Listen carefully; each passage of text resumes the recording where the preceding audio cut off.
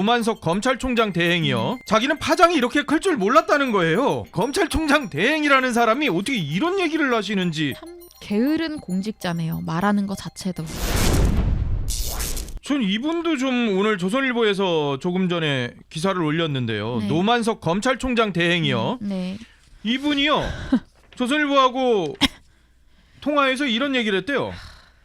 아니 항소하지 말라고 지시한 것과 관련해서 자기는 파장이 이렇게 클 줄 몰랐다는 거예요. 아니 검찰총장 대행이라는 사람이 어떻게 이런 얘기를 하시는지 이거 좀 이해가 어려운. 참 게으른 공직자네요. 말하는 것 자체도. 그러니까 국민 앞에서 오늘 연찬했대요. 국민 앞에서 제대로 변명을 할 의지도 없네요. 그냥 아 몰랐다 하고 끝이니까. 그리고 이어서 이야기했던 거 보니까 예. 검사들이 사퇴하라라고 했던 거에 대해서 나라고 용 빼는 재주가 있겠냐? 이건 뭔 소리죠? 어떻게 이런 말을 본인이 어쨌든 리더 포지션에 있는 사람이 이 책임 있는 자리에 있는 사람이 이런 말을 아무렇지 않게 내뱉고 그냥 아 몰라 그냥 아 몰라로 끝나는 거잖아요. 예. 지금 이 중대한 사안에 대해서 야. 그 내부에서 평검사들이 이렇게 반발을 많이 하는데도 예, 불구하고 그러니까 이게 참 저는 뭐 검사뿐만이 아니라 우리 사회 우리나라가 이렇게 참 병들어 있는 이유 중에 하나가 예. 이런 관료주의 카르텔이 영향이 크다고 봅니다. 그러니까 아주 무기력하고요. 예. 그냥 본인들이 살아남기 위해서 대충 포지션 옮기고 말 바꾸기 하는 거. 예. 그리고 모르겠다라고 얘기해 버리는 거. 그냥 그런 태도가 그대로 묻어나요. 이 사람도 뭐 나보고 뭐 어쩌라고 한 거잖아요. 이게 결국에 그렇죠. 해석을 난 하면. 몰랐어. 나 이렇게 파장이 클 줄 몰랐는데 이 얘기예요. 검찰총장 대행이라는 사람이. 그러니까 몰랐을 리가 없는데 이런 이야기를 했다는 게. 그리고 보니까 마약 관련해서 마약 조직범죄 부장도 지내셨던 분이라고 하는데 예.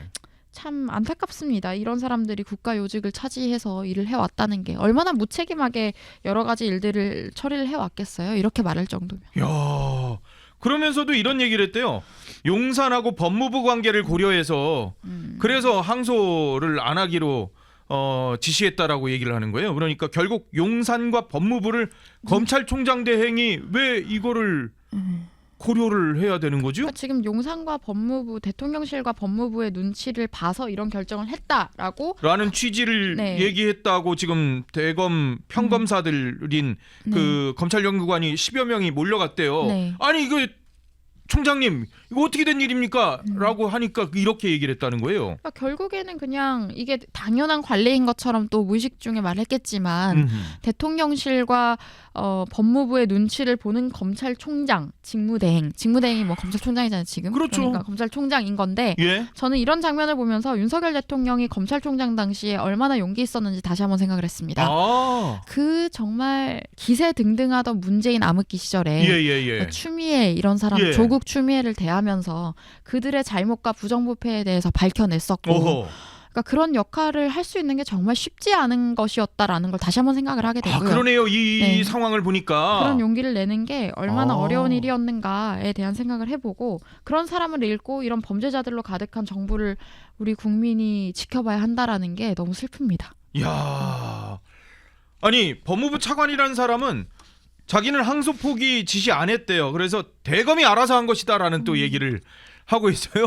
그러니까 검찰 탓으로 지금 다 돌리고 있어요. 법무부하고의 관련성을 지금 사람들이 추궁을 하게 되니까 이런 얘기를 하고 있습니다. 그러니까 이게 이 사람들이요 서로 폭탄 돌리기를 하면서 책임을 모호하게 만드는 거 잘해요. 좌파들이. 원래 그래요.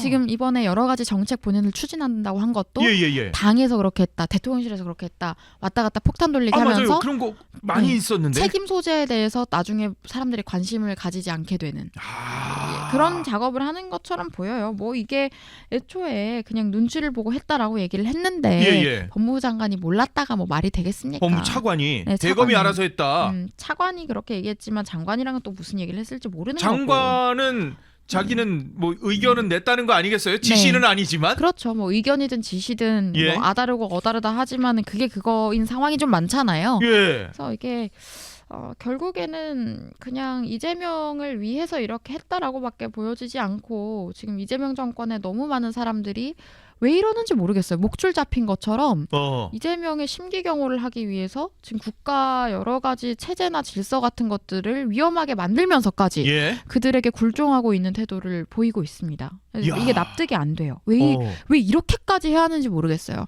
혹시 이 직무대행분도 뭐 책 잡힐 일을 한 게 과거에 있나요? 왜 이렇게까지 다들 하셔야 되는지 저는 납득이 되질 이 않습니다. 사람 뭐 제주지검장 하다가 그 네. 마조부장 하다가 대검 차장 하다가 네. 대검 차장이니까 총장이 공석이니까 이 총장 대행이 된 거거든요. 네. 뭐 검사장 되고 뭐 크게 문제 있을 게 없을 텐데. 그렇죠. 그래서 예. 왜 이렇게까지 해야 하나 잘 모르겠습니다. 지금 얘기하는 것도 보니까 법무부 차관이 선택지를 자기에게 제시를 했는데 예. 사실상 항소 포기를 요구하는 내용이었고 그 압박을 못 이겼다라고 지금 검찰총장 대행은 일단 얘기는 하고 서로 있어요. 지금 책임 떠넘기기 하고 있는 거예요. 네. 진실 게임 핑퐁. 네, 이게 선택지를 제시했다라는 말은 소통이 있었을 거 아닙니까? 그렇죠. 그럼 그 전화 녹취 한번 까보면 되지 않을까? 아. 뭐라고 지시를 했는지. 예. 그리고 차관이 장관의 지시 없이 단독 행동 못 해요. 어허. 정부 조직에서. 아. 그러면 정성호 장관의 지시가 있었을 거고. 그럼 장관이 단독 행동을 할 수 있느냐? 아니죠. 대통령과의 소통이 있어야 국무위원도 이제 본인들 소속 차관에게 지시를 어허. 할 수 있는 겁니다. 그렇기 때문에 결국에는 이재명이 원하는 대로 결정을 하게 만든 것, 그런 압박이 작용했을 것이라고밖에 보여지진 않아요. 실제로 검찰 보고로 받는 법무부하고 민정 라인에요. 네. 이재명 변호인이 쫙 깔렸다는 거예요. 네. 그러니까 정성호 장관은 분명히 지침을 준 바는 없다. 다만 합리적으로 판단하라는 정도의 의사 표현만 했다. 이렇게 얘기를 했었거든요. 합리적으로 판단하라는 정도의 의사 표현은 했다. 지침은 구체적으로 준 적은 없다. 이 얘기를 했는데 대통령실도 이 법무부가 민정수석실에 사전에 관련 내용을 공유는 했지만 어떤 지침도 내린 적은 없다라고 얘기는 하고 있어요. 그러니까 서로 알아서 했다고 지금 그러니까 검찰총장한테 지금 다 지금 넘겨버리는 듯한 그런 상황이 돼버린 거예요. 네. 근데 민정실에는 누가 있느냐? 민정수석실에는 네. 비서관이 4명 있는데 그중에 3명이 이재명 대통령 변호인 출신입니다. 네. 이태영 민정비서관은 대장동 사건, 쌍방울 사건 변호인이었고요. 이장영 법무비서관은 쌍방울 사건 변호인 출신이고요. 전치영 공직기강 비서관은 선거법 위반 사건의 변호인이었었어요. 법무부에도 정책보좌관이 역시나 대장동 쌍방울 위증교사 사건 변호인 출신입니다. 네.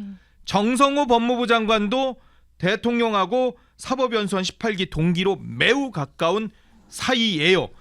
그러다 보니까 이거 총장이 진짜 알아서 했다고? 이상한데? 그러기에는 민정수석실에는 이 대통령 변호인이 너무 많고 법무장관도 대통령하고 동기인데 친한데 이렇게 지금 계속해서 의심의 눈초리가 갈 수밖에 없거든요. 네. 그러니까 이게 정성호 장관도 지금 장관 되시기 전에 네. 당에 있을 때 이재명 대표의 오른팔이라는 얘기 들을 정도로 친명 최측근이었잖아요. 그렇죠. 예. 네, 그랬던 인물이기 때문에 근데 전 이걸 보면서 또 느끼는 게 예. 한동훈 당시 법무부 장관 도대체 뭘 했는지 모르겠어요. 왜요, 갑자기? 지금 정성호 법무부나 이런 사람들은 범죄자 옹호하겠다고 이렇게까지 본인들이 총력을 기울여서 예. 거의 충성을 하고 있는데 어허. 우리 정부 때는 왜 그러지 않고 본인의 이익만 이제 계속해서 탐하려고 했는지 정치 대비만 생각을 했었는지 참 답답하고요. 그때 해야 했던 중요한 일들을 하지 않아서 지금 터진 사건들을 한번 보십시오. 마약 범죄, 마약과의 전쟁을 대통령이 계속해서 대선 전부터 예. 공약을 했으면 차라리 그런 것들에 집중을 했으면 본인에게도 더 의미가 있지 않았을까 생각이 드는데 예. 그런 일은 안 하고 계속 마음이 다른 데가 있으니까 우리가 어렵게 얻은 정권도 결국 이런 무도한 자들에게 잃게 된 거다는 생각이 들고요. 지금 사실상 대통령실 법무비서관 라인이나 민정수석실을 보면 예. 이재명 변호인단이라는 말이 맞는 것 같고요. 그러니까 이걸 보고 여러분 국민들께서 알 수 있는 것은 이재명이라는 사람이 본인의 면죄와 면피를 위해서 예. 정치를 활용해 왔고 그렇게 그렇게 해서 계속 도망가다가 그 정점인 대통령직까지 본인이 이제 치달은 것이다 정도로 보시면 될 것 같아요. 그래서 이 사람은 대통령직에 대해서 공직 개념으로 받아들이는 게 아니죠. 자기 방어 방어를 위한 도구로 수단으로 생각을 하고 있기 때문에 예. 무슨 이야기든지 지금 보시면 형법 개정이든지 법 개정 같은 것들도 본인의 입맛에 맞게 본인들의 이권에 맞게 바꾸는 거지 이런 법안들이 앞으로 국민의 삶에 미칠 파장은 고려하지 않습니다. 네. 그리고 뭐 검찰 해체하는 과정도 마찬가지거든요. 그때 이제 국회 증인으로 나왔던 그 검사분이 직접 이야기를 하기도 했지만 예. 이런 식으로 법 사법 질서 엉망으로 만드셔서 어떻게 하려고 그러시냐. 국민들한테 갈 피해는 알고 지금 이렇게 하시느냐. 맞아요. 라고 호소하신 했죠. 적이 맞아요. 있었죠. 예. 그래서 그런 것들을 생각했을 때 지금 이 세력은 한국의 좌파 정치 기득권들이 지금 좌익입니다. 사회주의 프로파간다를 해놓고 그걸 민주화라고 포장해왔던 세력이고요. 87 체제 헌법도 뜯어보면은 대한민국의 사회주의화를 좀 추종하는 내용이나 설계들이 있긴 있어요. 이제 그런 흐름 안에서 우리가 몇십 년을 보내왔고 예. 그동안 기득권으로 사실 본인들의 지위 세습까지 조국 사례처럼 해왔던 이 정치 기득권들이 나라를 완전히 망치고 있다. 그리고 이제는 이재명이라는 본인들의 수괴를 위해서 예. 공권력을 마음대로 휘두르고 이제 검찰 조직을 해체한다고 하더니만은 이제 또 검찰 조직한테 이런 식으로 본인들의 폭탄 돌리기까지 또 시키고 정말 엉망진창입니다. 사실 법무부가 이러라고 있는 게 아닌데 그렇죠. 우리가 생각을 해봤을 때 범죄자의 면죄부를 주기 위해서 있는 조직이 아니잖아요.